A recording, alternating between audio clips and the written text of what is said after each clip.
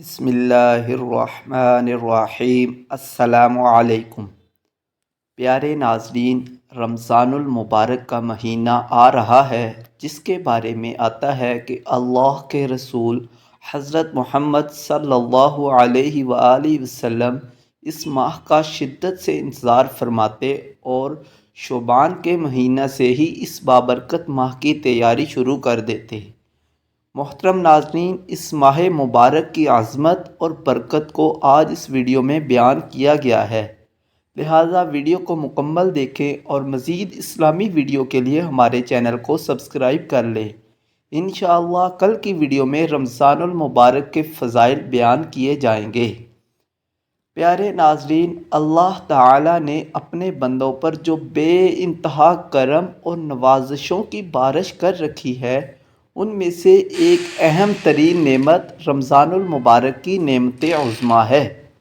یہ اتنی بڑی نعمت ہے کہ بندے صحیح طور پر اس نعمت کی عظمت و اہمیت کو مکمل سمجھ بھی نہیں سکتے، حق ادا کرنا تو بہت دور کی بات ہے۔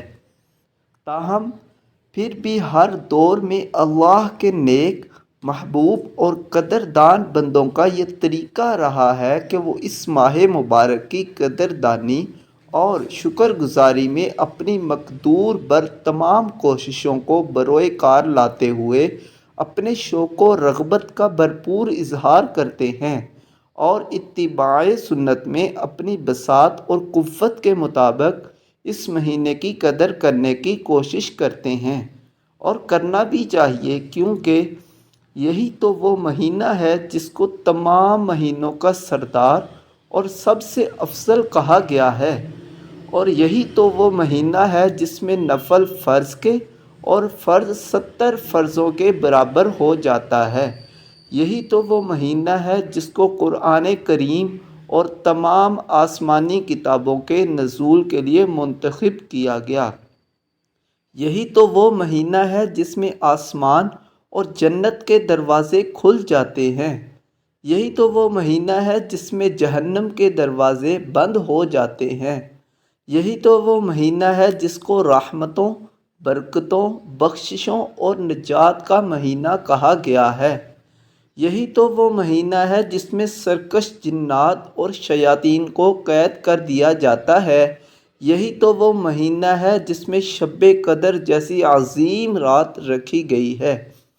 یہی تو وہ مہینہ ہے جس میں بکثرت جہنمیوں کو جہنم سے آزاد کیا جاتا ہے۔